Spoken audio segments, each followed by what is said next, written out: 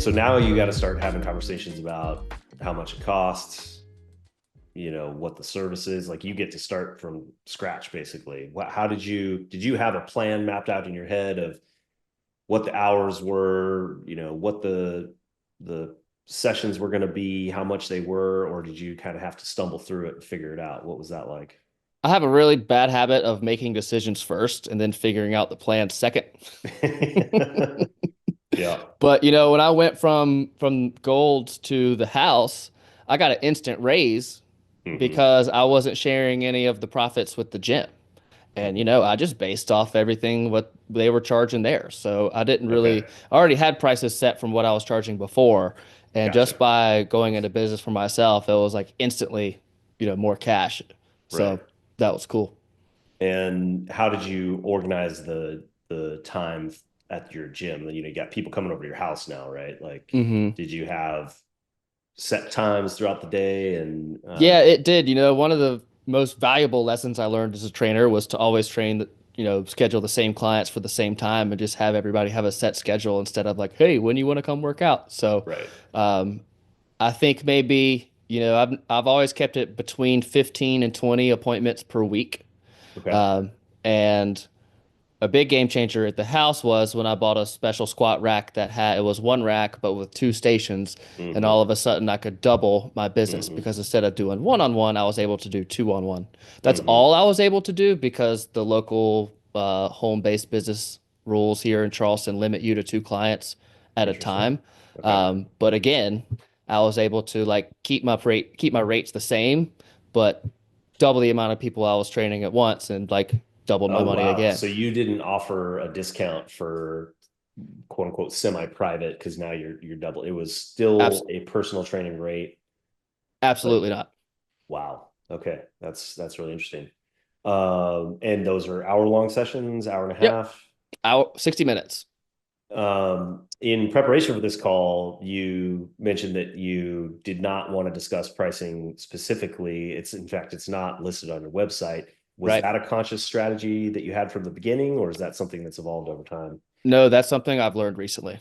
Okay, But interesting. I So, I I learned through crashing and burning that clients are it's not like McDonald's. They're not going to go onto your website, select the item that they want, select the price that they want, write you a check and see you the next day. It doesn't work like that. okay, talk to me more about that. What's that been like? What is Um it actually like from your perspective? so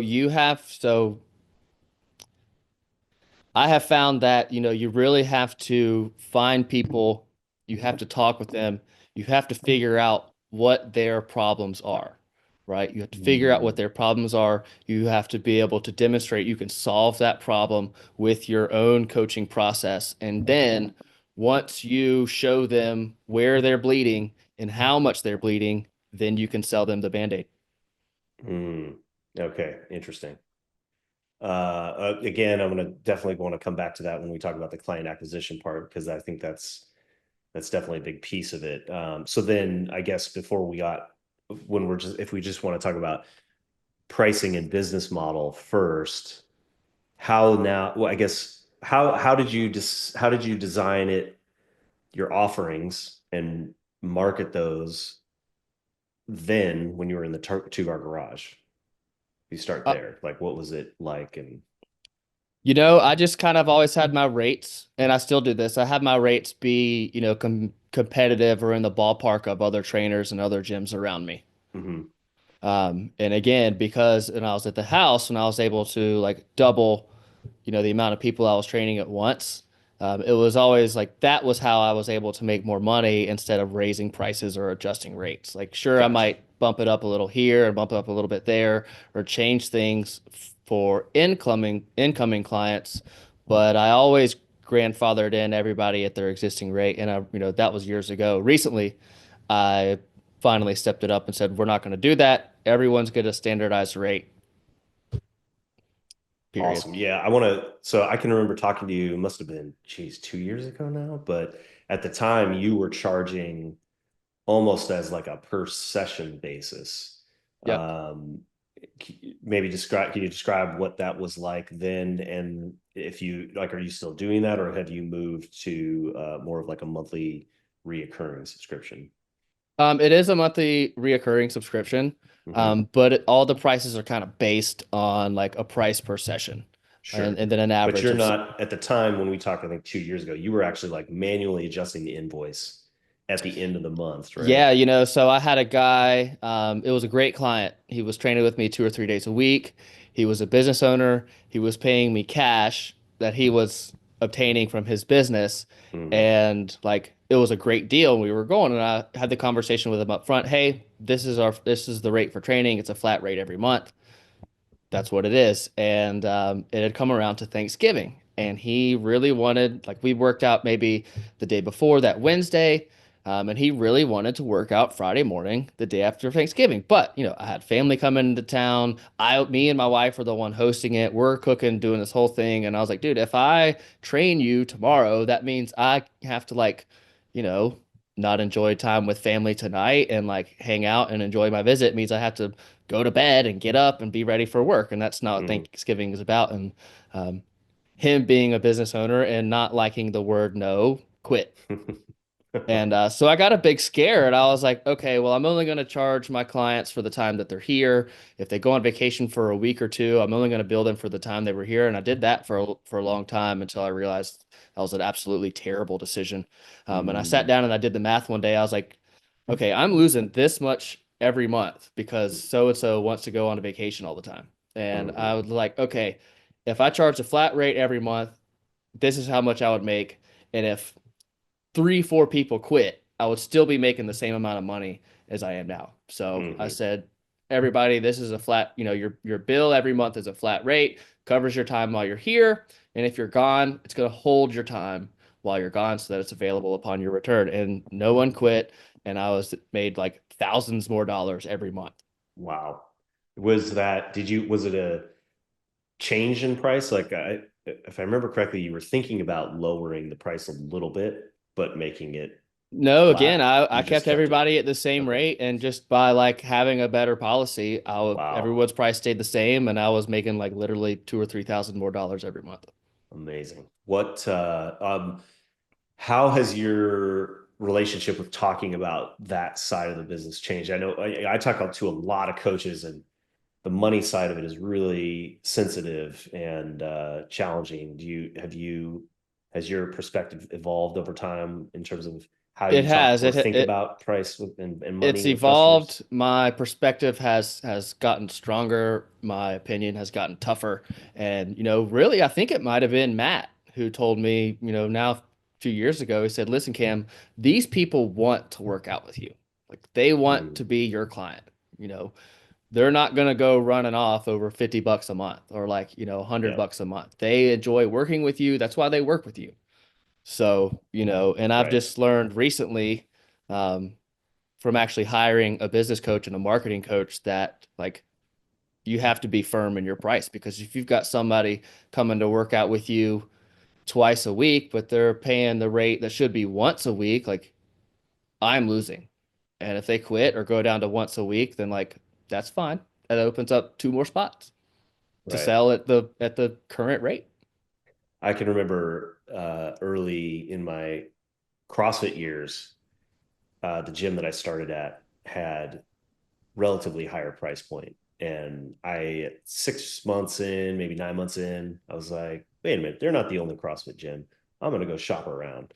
And there were cheaper options. And I went and visited them and I was like, nope, Mm-hmm. not worth it. Like, it just actually made me realize how much better that service was. And I was willing to continue paying that premium because that's who I wanted to work with. The gym, like, I think implicit in what you're saying also though is that you built confidence in the value that you provide, and you also, your space and your services at a very high level. It's clean, it's organized, you get the results. Obviously, your service is really good, right? But now, You and know, you're you just kind of putting your money where your mouth is. you and I understand the difference between a barbell gym and a commercial gym or, Hmm. different types of gyms and understand like just the quality of the equipment that you're going to get at a barbell gym versus a uh, a commercial gym. And all of our clients probably never even lifted before they're working out with us. So, they come and work out with us for 6 months at the strength club, and then they go on vacation and they go and to work out somewhere else while they're on vacation because they're balled in now. And they come back like, dude, all the weights are mismatched, all the bars are slippery, like everyone's in there is goofing around. They're like, I'm Mhm. so glad to be back at the strength club and working out here, where like Yeah. everyone lifts, the equipment's great, coaching is incredible. So I mean, You it's good. almost like it when they go somewhere else for a bit because then they realize how good they have Oh it. yeah, oh yeah.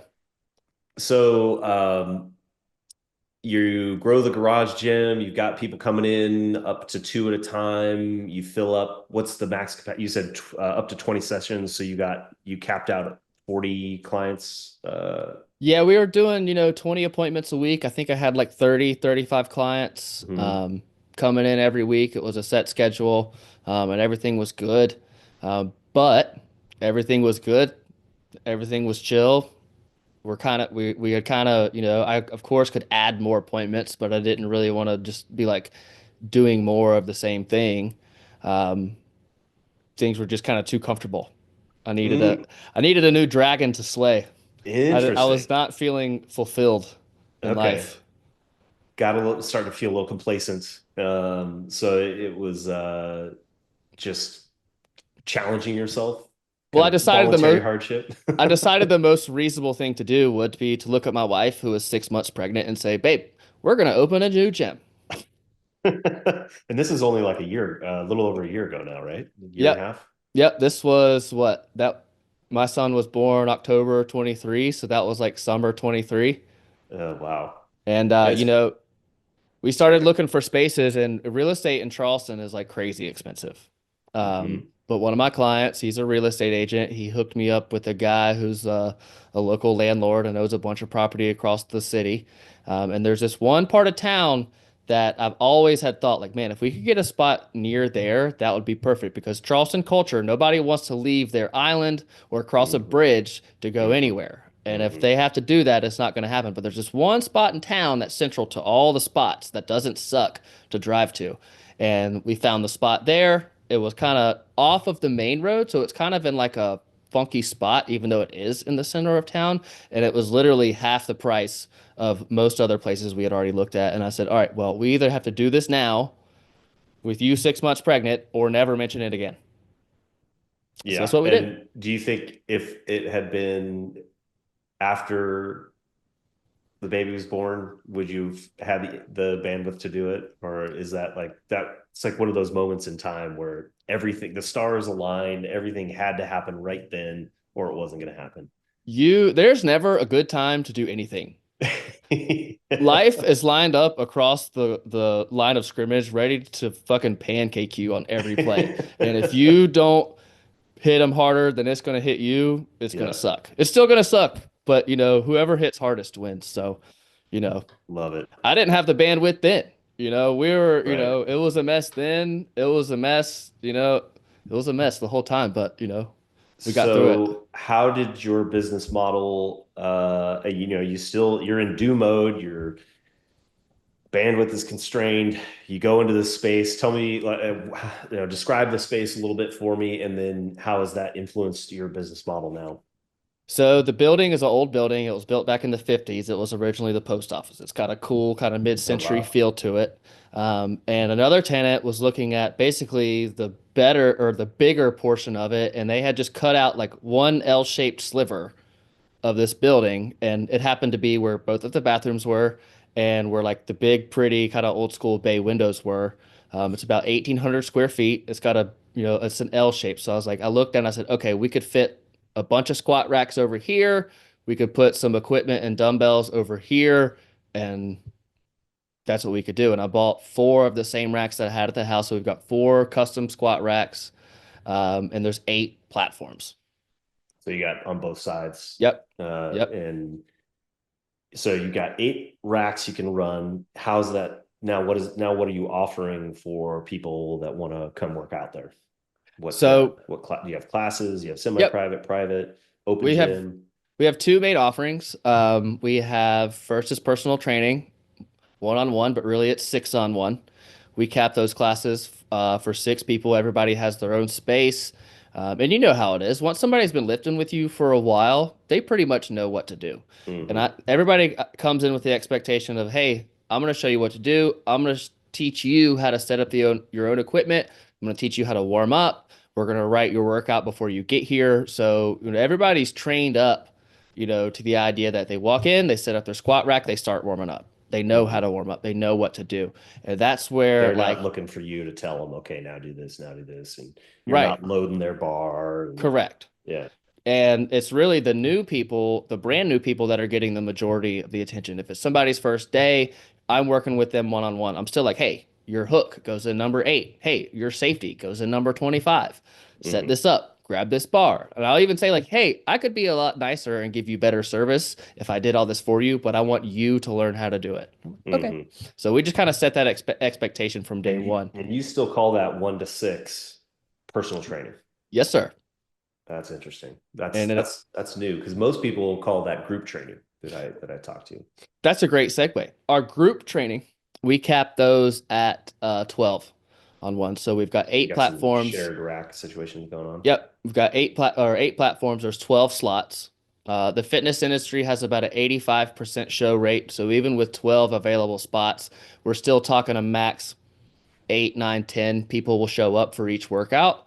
And I just tell everybody, hey, it's more fun with friends. And once they realize, like, hey, I can lift, my buddy can help me unload the bar, I can help him adjust the rack, I can do all this stuff, then they're working together and they love it. And it's great. And, we offer the group is what we call club coaching. We offer those in the mornings, like early mornings, 6:30, 7:30, because those are going to be your working people Hmm. getting up to go work out before work, and your personal training is offered later in the morning. And that's going to be mostly like your retired people or like business owners who just prefer, a smaller group class or prefer the higher touch of personal training. And they come later in the mornings. And those prices are still okay. So let's talk more on what you said. You now have learned recently to keep those private for each Hmm. individual person. Tell me about that story, how that evolved. Um, Well, that lesson came from my business coach. I hired a marketing coach to help me because apparently, even if you build a beautiful gym, they don't come beat your door down to come sign up. So, that's probably a part of the story for later. But, Yeah. I base it off of, there's still competitive rate.